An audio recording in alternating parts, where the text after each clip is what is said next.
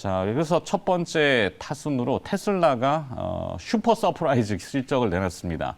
분기 순이익이 10억 달러를 첫 번째로 돌파를 했고, 또 아마존이 비트코인 결제를 추진한다 그러죠. 그러니까 비트코인 가격도 4만 달러를 회복하면서 뭐 여러 가지 긍정적인 영향을 줬고, 또 제가 잘 보는 많이 주목하고 있는 이 상품 선물 원자재 시장에서는 커피 값이 또 폭등했습니다. 10%또 급등했어요.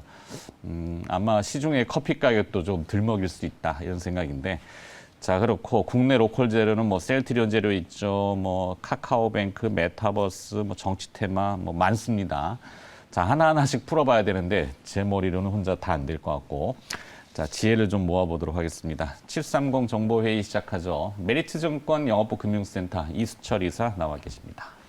어서 오십시오. 안녕하십니까. 네, 제가 쭉 열고 했는데 네. 갑자기 많아졌어요. 네.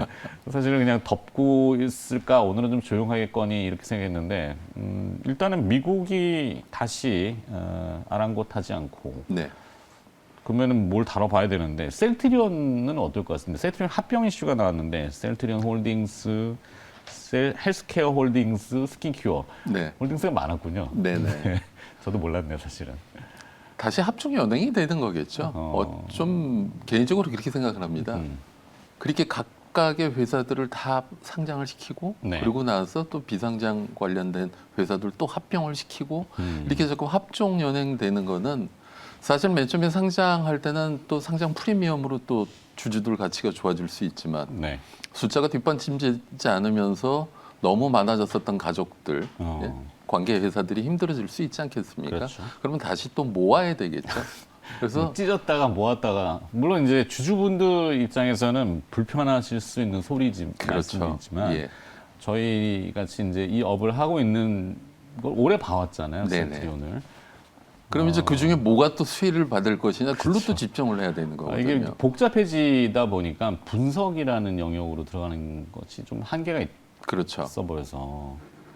자, 하여튼 그래서 그냥 간단하게 정리하면은 네. 그동안 장기 투자에서 고생하셨었던 분들 이번에 이런 것을 통해서 모멘텀이 발생되고 그런다라고 하면은 다시 본인의 투자 포지션이 적정한가, 어찌 보면은 또 이렇게 좋은 분위기로 또 이렇게 이익 실현하실 수 있는 기회도 될 수 있지 않을까, 그런 관점에서 접근하시면 좋지 않을까 싶습니다. 네, 일단은 재료가 만들어졌다. 뭐 그렇죠. 이렇게 했는데 예.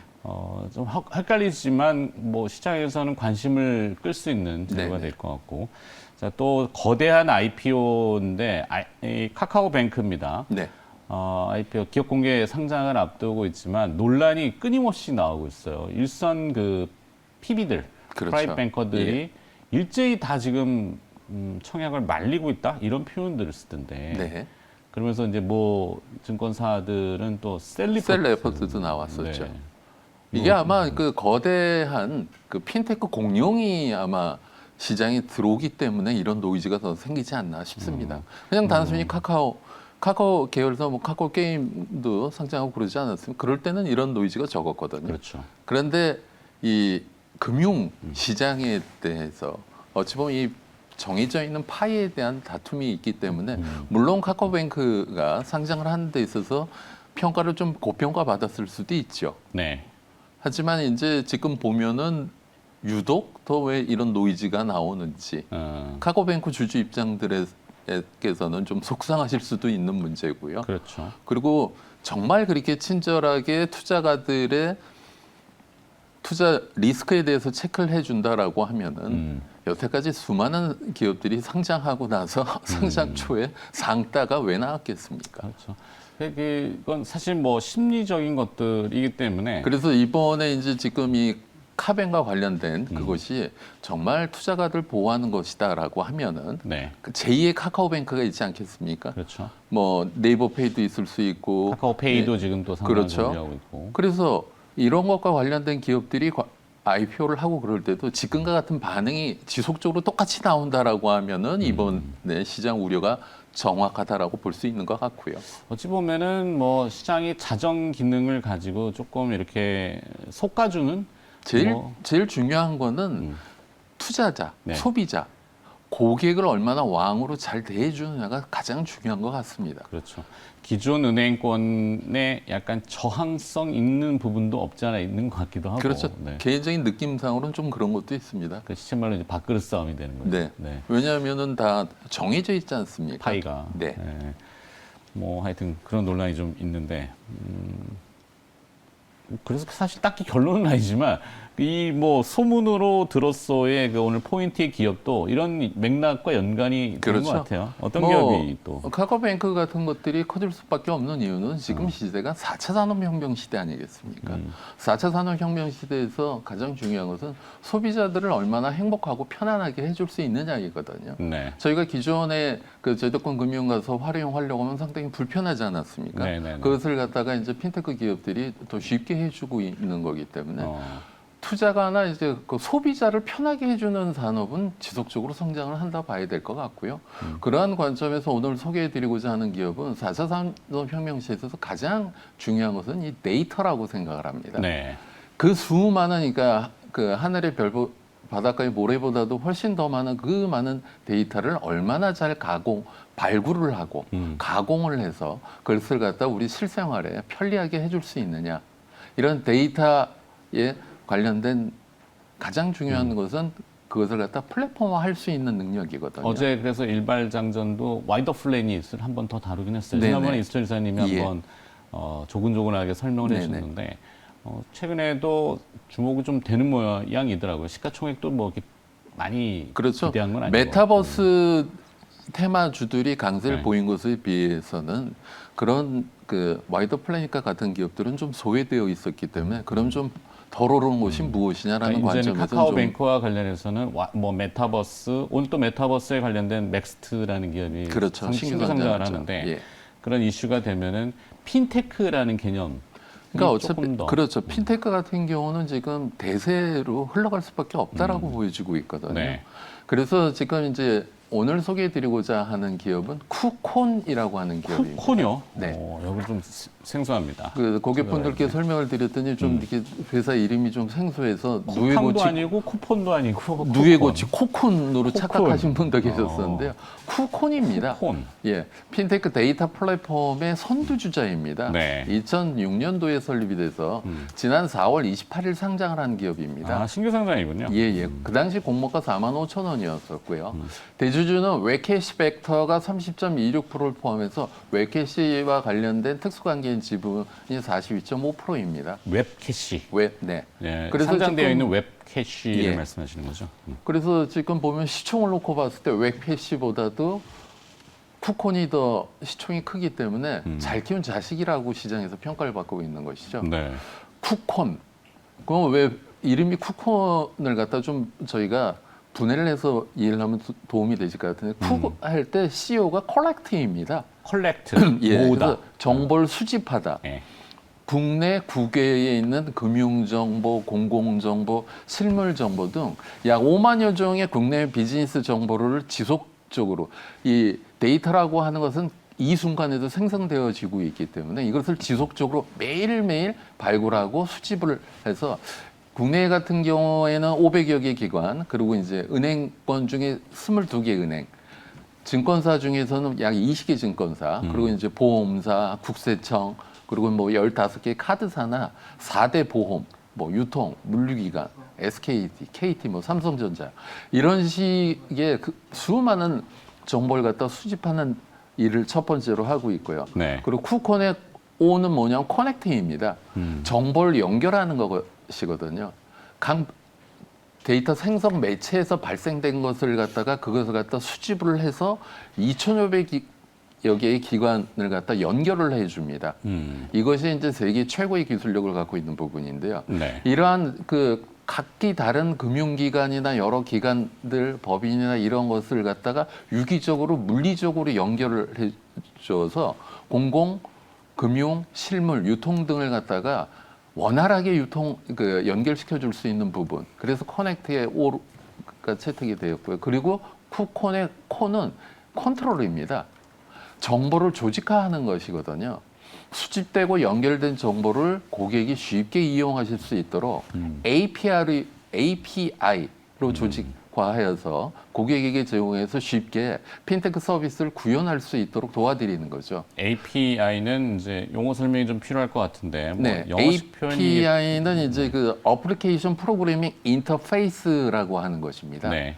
그 운영 체계하고 응용 프로그래밍 사이에 통신에 사용되는 언어나 메시지 형식이거든요. 그 좀 이제 좀 이게 그 전문 용어로 좀 딱딱하실 수 있는데 기계적인 프로토콜 뭐 용어 예, 기계들이 그러니까 하는 용어 이렇게 그렇죠. 그러니까 제가 만약에 새로운 사업을 한다 하더라도 사업과 관련된 데이터 정보를 획득을 해야 되는데 네. 이것을 여러 군데에서 갖고 활용을 하려고 보면은 이 포맷이 틀리기 때문에 이게 어렵습니다. 그래서 간단하게 비유를 하면은 수많은 정보의 자판기다.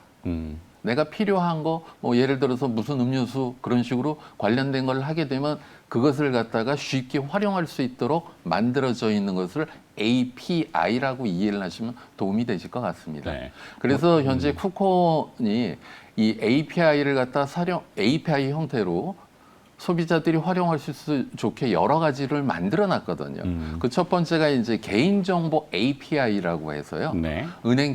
은행 계좌 조회를 한다거나 뭐 개인의 소득 정보 조회 등 이 개인과 관련된 정보들을 API 형태로 쉬운 2개의 종류의 API로 만들어 놨고요. 그리고 이제 기업 정보 API 같은 경우는 이제 법인카드의 카드 조회를 한다거나 사업자 증명을 한다거나 이런 그 법인과 관련된 여러 가지 데이터를 갖다가 API 형태로 25개를 만들어서 시장에 제공하고 있고요. 지급결제 API도 있습니다. 네. 자동 이체를 한다거나 뭐 가상계좌에서 실시간 이체를 한다거나 이러한 것들과 관련돼서 간편결제 API는 현재 11개, 그리고 전자금융 API가 7개 이렇게 시장에 제공을 하고 있고요. 그리고 이제 글로벌 API도 있습니다. 그 미국이나 일본이나 중국 등 해외 여러 금융기관하고 연결이 되어서 그것을 갖다가 그 계좌와 관련된 것을 조회를 한다거나 네. 그런 것을 할 수 있도록 59개 API를 제공을 하고 있습니다. 그래서 이런 우리가 실생활에서 사용할 수 있는 여러 가지 데이터, 이 정보를 갖다가 쉽게 사용할 수 있도록 API 형태로 제공을 하고 있는데요. 그것이 이제 국내 최대의 정보 플랫폼이라 할 수 있는 쿠콘.net이라고 하는 사이트가 있습니다. 네. 이 사이트를 통해서 제공을 하고 있고요. 그리고 지금 시장에서 관심이 있는 부분이 데이터 3법이 개정이 되면서 마이 데이터 사업이 제도화가 되었습니다. 그래서 쿠콘 같은 경우도 연초에 이미 신청을 해서 가입을 한 상태인데요. 네이버나 뭐 카카오나 SK 플래닛 같은 대형 플랫폼뿐만 아니라 지금 뭐 보맵이나 뭐 핀다나 뭐 핑크 등 성장하는 핀테크 기업들도 이 시장과 관련된 관심이 높고 이 시장은 마이데이터 시장은 더욱더 커질 것으로 예상이 되어집니다. 네. 마이데이터가 또 뭔지도 궁금해하실 것 같은데 마이데이터는 그냥 간단하게 그 개인의 정보 전송 요구권 이라고 하는 이 권리가 보장이 되어지는 겁니다. 그래서 기업이 보유한 데이터를 제3자에게 개방하는 것을 토대로 해서 마이 데이터를 가지고 사업을 할 수 있는 사업가들 같은 경우는 개방된 데이터를 기반으로 해서 각 개인에게 맞춤형 뭐 재무 설계를 한다거나 금융 상품을 추천한다거나 아니면은 뭐 기가입된 여러 가지 금융 상품들을 비교해서 소비자들에게 유리한 것을 추천해 줄 수 있는 이러한 마이데이터 사업이 8월서부터 시행이 되어지고 있기 때문에 기존의 1금융권 이외에도 핀테크 금융을 통해서 마이데이터 시장은 상당히 확대가 되어질 것으로 기대가 되어지고 있습니다. 네. 좀 정리하자면은 자, API라는 용어가 등장했는데 이게 이제 개개인별로 정보가 무궁무진하게 다양하잖아요. 네. 그게 이제 말씀하신 개인정보, 기업정보, 지급결제, 뭐 글로벌 뭐 하여튼 이런 데이터들을 디지털화 시켜야 될 거고. 그렇죠. 그 사실 사람이 쓰는 만국의 이제 지금 뭐 글로벌하게 공용어는 영어라고 많이들 얘기하는데 이제 표준화되는 공통어를 기계식 그렇죠. 언어로 디지털로 바꿔서 그 데이터를 가공하고 그다음에 판매하는 시장들이 형성될 거고. 그렇죠. 이게 마이데이터 시장이죠. 뭐 여기까지는 지금 이해가 됐습니다. 근데 이 쿠콘입니다. 쿠콘이 네. 과연 어떤 역할을 하고 있고 뭐 조금 특장점 요거를 조금 더 집약을 해보면은. 그러니까 쿠콩 같은 경우는 이 데이터 처리와 관련돼서 이 API 시장에서 선도업체입니다. 15년 전서부터 준비를 하여 왔고요. 네. 그래서 현재 그러니까 아마 그 지금 보면은 유사한 업체라고 볼 수 있는 것들이 이제 지급 결제 업무를 하는 기업들이 있습니다. 페이먼트 게이트웨이. 그렇죠. NHN 한국사이버결제. 네네. 그다음에 근데 뭐- 이제 그 기업들은 주로 지급 결제에 치중이 되어져 있고요. 네. 쿠콩 같은 경우는 제일 중요한 것은 수많은 데이터를 갖다가 활용할 수 있도록, 특히 이제 지금 보면은 금융권 위주로 시작이 되어졌는데요.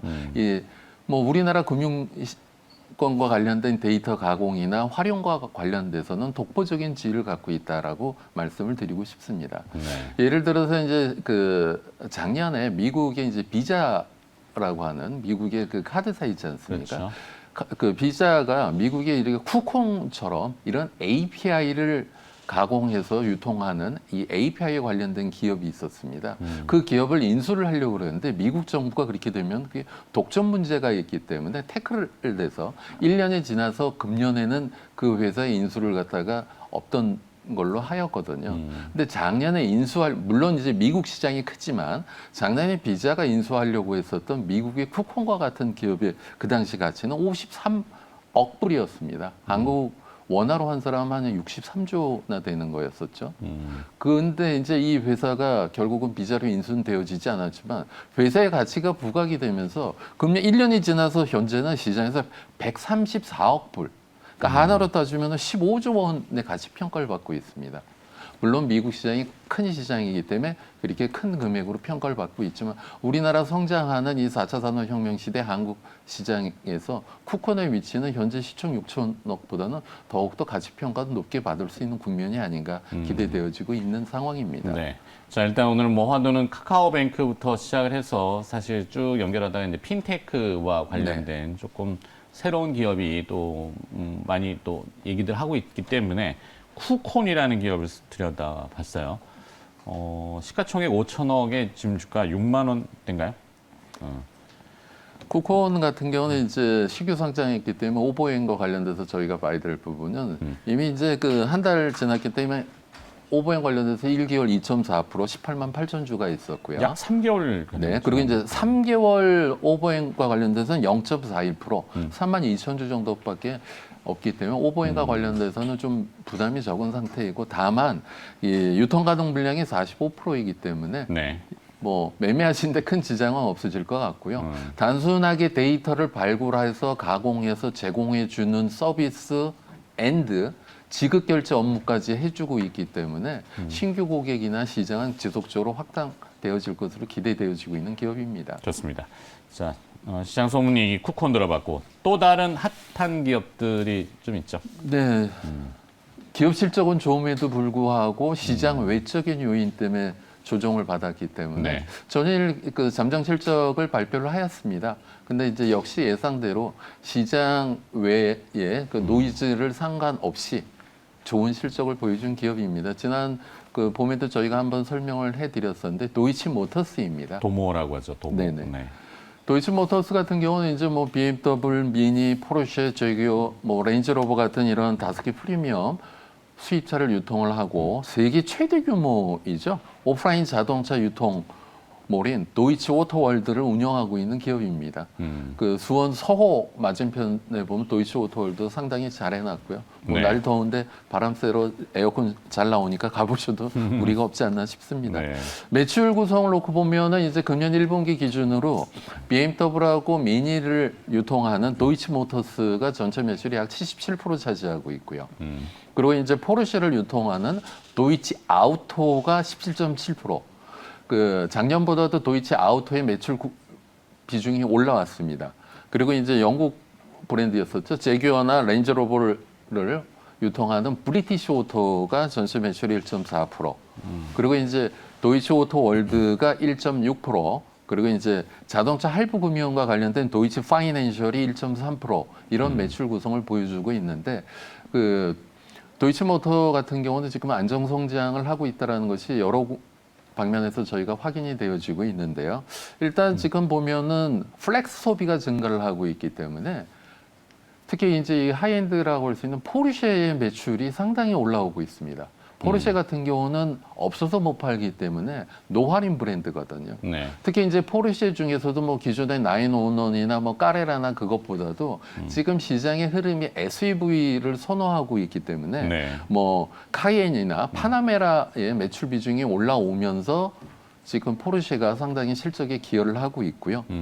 그리고 이제 BMW 같은 경우도 마찬가지로 뭐 BMW 뭐 3 시리즈, 5 시리즈 있지만은 SUV와 관련돼서 X 시리즈가 매출 호조를 보이고 있습니다. 그렇죠. 그래서 그 성장을 견인해주고 있고, 그리고 지금 보면은 사실 이제 BMW나 포르쉐 같은 경우는 자동차용 반도체 재고가 충분하였기 때문에 생산 차질은 없었습니다.